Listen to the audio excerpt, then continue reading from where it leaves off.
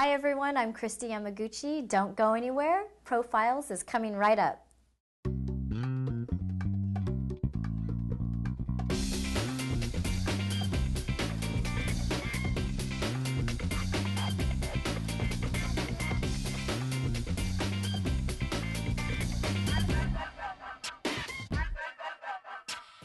Welcome to Profiles. I'm Marley Hall. Today's guest is Olympic gold medal figure skating champion Kristi Yamaguchi. Back in the early 90s, Yamaguchi dominated women's figure skating. She won the gold at the 1992 Olympics, and in 2005 she was inducted into the United States Olympic Hall of Fame. After winning gold, she toured for many years with Stars on Ice and participated in the pro competition circuit. Following a short break, we'll join our host Mickey Burns as he welcomes the talented Kristi Yamaguchi to Profiles. Welcome back to Profiles. Kristi Yamaguchi's resume is filled with major accomplishments. She won Olympic gold in 1992, became the celebrity champion on the 6th season of Dancing with the Stars, and as an author, her first children's book, Dream Big, Little Pig, had risen to the top of the New York Times bestseller list. Along the way, Yamaguchi learned to face and overcome adversity, which included being born with a major physical disability. So let's join our host Mickey Burns as he welcomes the beautiful Kristi Yamaguchi to Profiles.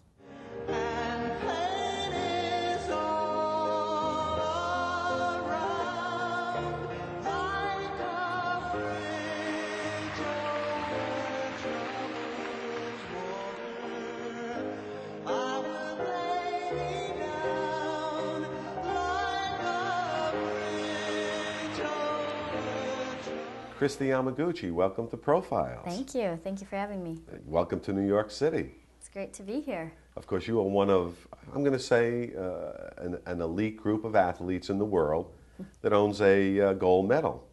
I guess so. There's not a lot of you around. No. And when I was reading your background, I was just wondering, when you reflect back today, it's been a couple of decades, what does the gold medal mean to you now, today? I think I look back and just feel so fortunate.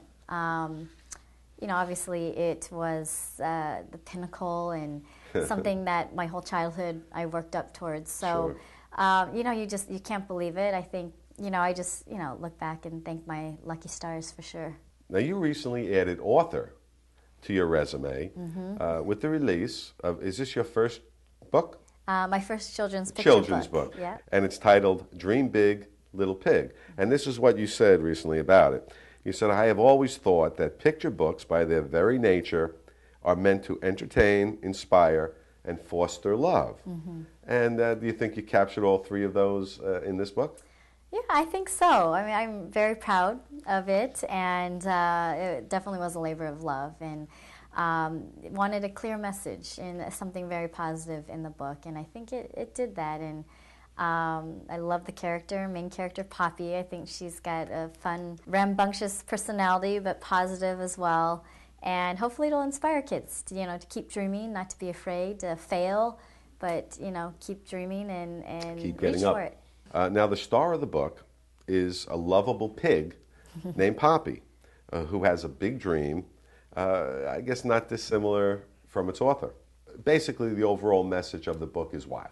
Pretty much, you know, it's going to take trial and error to find what your dream is. You know, it might not be the first thing you try, which for Poppy, she went through ballet, she went through singing, she went through modeling before she found skating, which ended up being her passion. And, you know, and it's about dedication and perseverance, really, because she fails and then she gets up and keeps trying and discovers her love and you know, faces obstacles but keeps pushing through it.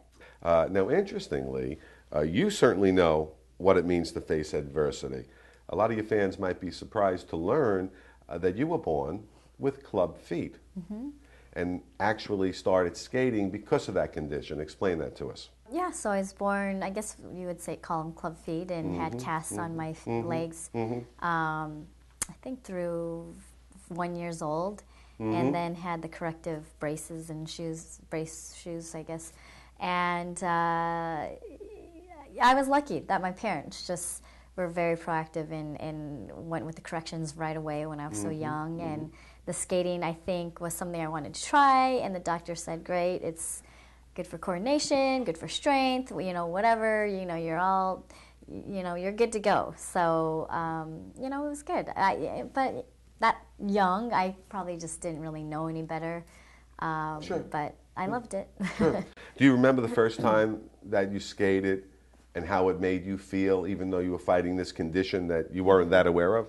Yeah, well, I think I was lucky because by the time I did skate, I was fine. I think the corrections had definitely paid off. And yeah, I do remember pretty distinctly, I don't know if it's my very first time, but being on the ice with my mom, and you know, she was holding me up, and I was just kind of dragging her around the ice and trying to go faster and faster. And she was just like, whoa, and having to turn the rental skates in and being mad because I wanted to take them home with me. Sure. And I thought they were mine. So I think at that point she realized, you know, I think she likes this. Yeah. Well, as you moved on, regarding what attracted you the most to skating, a few years ago you said it was the sense of accomplishment and reward I felt when I learned a new move and mastered it. Having said that, explain to us what your regime was, training-wise, as you grew into your teen years leading up to the Olympics. Well, leading into the Olympics, probably from almost junior high on, it was 4 or 5 hours on the ice a day. A day? And, well, that was with compulsory figures. Once compulsory figures were taken out, it was about 2.5, 3 hours on the ice. Wow. And another 2 hours, 2 hours off the ice. But, you know, we would work on, we had 2 programs to practice, the short program, the long program, so there would be a session dedicated to each. And, you know, each year I would try to give myself a goal to learn something new, to improve upon something. And, you know, I think in skating you're never perfect. I think there's always more to learn and more to improve on. And, you know, I think that's good because it just keeps you motivated to keep training. I could stay with you.